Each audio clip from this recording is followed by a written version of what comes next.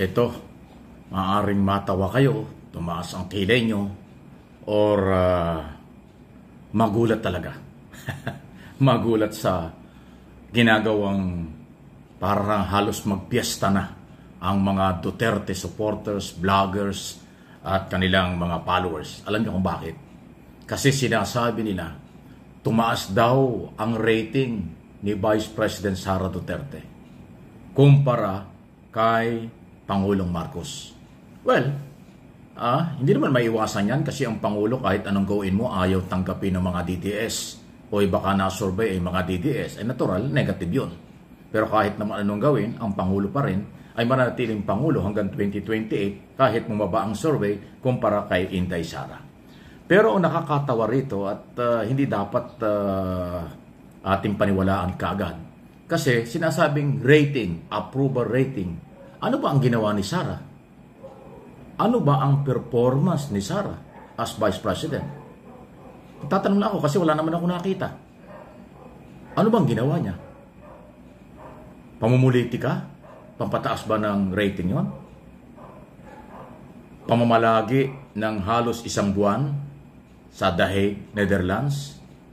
Papapataas ba ng approval rating yon? Kaya nga po, nakakagulat yung trust rating ni VP Sara sa survey. Napakataas nito. Papatanong ka talaga kung saan kinuha ito kasi isang buwan siya sa ICC. Hindi nagtrabaho. Tapos napakataas ng trust rating niya. Isa lang ibig sabihin nito. Yung mga tinanong ng survey is yung mga taong nakuha ni Sara ang simpatya dahil sa nangyari kay Tatay Digong. Siyempre, dahil sa nangyari kay Tatay Digong, naawa sila kay VP Sara. Hindi dahil sa maganda ang performance ni VP Sara sa trabaho or may maganda siyang proyektong pinatutupad. Kaya nagtiwala sa kanya yung mga tao. Kundi dahil sa nangyari kay Tatay Digong, di ba nakulong siya sa ICC, kaya naaawa yung mga Pilipino. Ganun naman tayo mga Pilipino, di ba? Maawain. Naaawa tayo dun sa mga taong katulad ng nangyari kay Tatay Digong. Siyempre, maaawa ka dun. Pero yung survey na napakataas ng yung trust rating niya, hindi ito dahil sa performance ni VP Sara kasi isang buwan siya sa ICC. Wala nga siyang ginawa dun, di ba? Ano bang ginawa ni VP Sara? Sa nitong nakalipas na isang buwan, hindi ba nagtaas ng kamay ni Senator Amy Marcos sisihin ang gobyerno dahil sa nangyari sa tatay niya? Yun lang naman ginawa niya. Kaya nga, itong survey na to, minsan hindi ka panipaniwala kasi hindi naman nagbe-base sa performance, kundi dahil lang sa sinabi ng tao, hindi sa performance ni VP Sara. Kasi wala namang ginawa si VP Sara this past month, diba? Andun sa Dayog, kasama si Robin, kasama si Harry Roque, nagsisisigaw, sinisisi ang gobyerno dahil sa nangyari sa ama. Hindi katulad ng ating Pangulo na hands-on sa trabaho. Although sinisiraan siya, ang daming paninira is tuloy-tuloy pa rin ang trabaho niya. Tinututukan niya yung dapat niyang gawin. Binibigyan niya ng oras ang mga trabaho na dapat niyang asikasuhin. Inaasikaso niya yung mga trabaho niya bilang isang presidente. Hindi katulad ni VP Sara na sumisigaw. Nagtataas ng kamay ni Amy Marcos. Tapos, sumisigaw doon sa ICC, sa Dagyog. Sinisisi ang government. Nakalimutan niya yata yung trabaho niya. Isa siyang VP. Katuwang siya dapat ni Presidente sa mga trabaho. Pero ano ginawa niya? Hindi sigaw siya ng sigaw doon. Sinisisi ang gobyerno. Alam niyo kasi, magpakatotoo kayo. Ito naman talaga ang totoo dyan. Tumaas sa survey si Sara because yung sympathy. Dahil nakulong, hinuli, pinakulong sa ICC si Duterte, yung kanyang ama. Ganun po talaga ang mga Pilipino. Sa tingin nila underdog or kawawa, kaya nakakuha ng sympathy. Paano naging approval rating yun? So, sinuportahan lang si Sara dahil naawa yung mga supporters nila dahil nakakulong yung ama sa kasong crime against humanity. Pero kung performance, pakidiscuss nga ninyo, ano bang performance ng pangalawang Pangulo? Ako nagtatanong lang, hindi naman ho ito batikos. Although yung mga saradong isip, pag tinatalakay natin mga Duterte, akala banat na kasi hindi nila alam ang issue. Ay ako, mamamahayag ako at political vlogger. Kaya entitled ako at karapatan ko at obligasyon kong talakayin ang mga issue para maliwanagan ng mga bukas ang kaisipan tulad ng Marcos loyalists, Marcos supporters, independent, silent majority, yun po yung independent, na ang pagtalakay issue lang. Kaya ako nagtatanong, paano tumaas ang rating ng Pangulo? Ano bang ginagawa niya sa pagiging Vice President? Wala na. Mula nang siya mag-resign as DepEd Secretary at ngayong Vice President na hindi ko alam kung ano kanyang ginagawa, paano tumaas ang rating? Tumaas ang rating sa pangmulitika siguro. Nakilala siya at sinuportahan dahil nakulong yung ama. Yun ang aking nakikita. At ito pa yung nakakatawa. Tumaas ang rating niya nung siya ay nasa abroad. Wow! Nung nandito siya, up and down yung rating niya. Halos pababa ang kanyang mga rating nung siya ay nandito sa Pilipinas.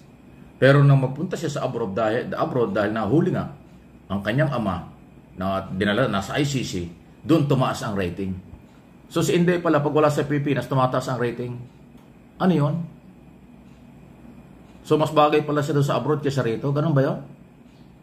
O kayong mga nag-survey at mga na-survey, ano ang basihan nyo para tumaas ang rating ni Inday, Sara?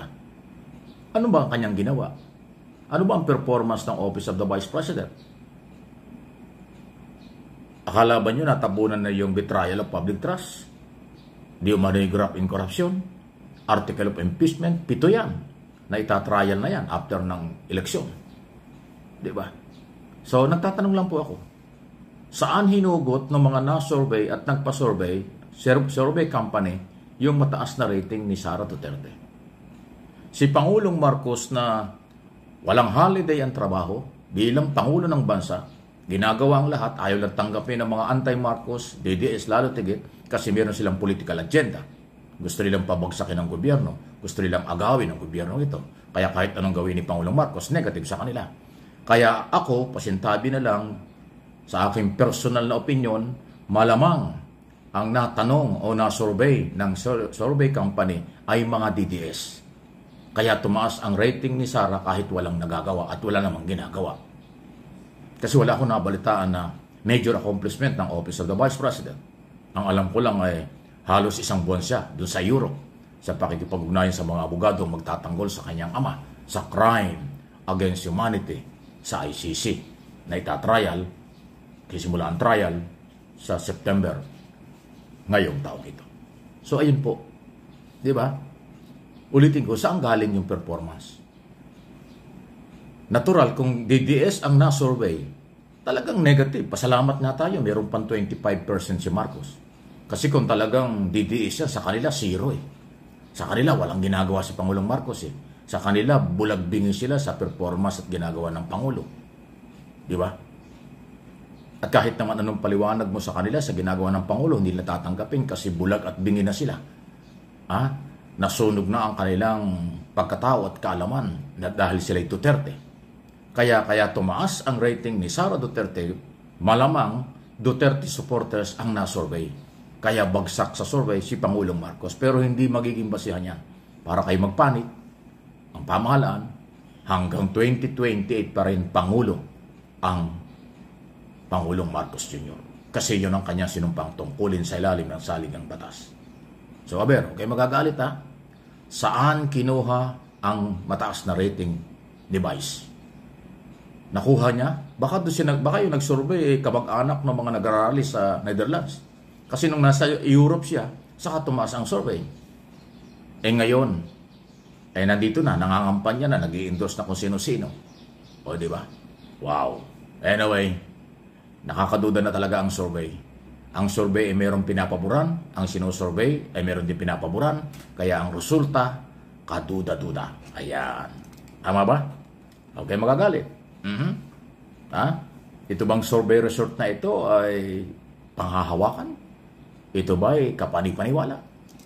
Ang pinakamagandang survey ay kung ano ang nararamdaman ng taong bayan. Sila ba ay magandang buhay o hindi?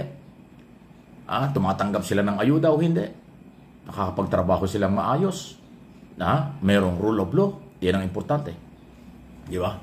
Yan ang mahalaga. So pagdating ho sa mga survey, ingat tayo. Dahil yung mga Marcos loyalists, Marcos supporters, nagmamalasakit sa gobyernong ito at sa administrasyong ito, walang hilig sa mga survey-survey. Okay? Malamang yung maiingay, dahil nga ayaw nila sa gobyernong ito at pabor sila sa mga Duterte, malamang yan ang na-survey ng may mga agenda. Meron nga nagsasabi, yun daw nag-survey kasi ay DDS. Ay expected natin yan. Yung nagpa-survey, DDS. Yung survey company, baka DDS.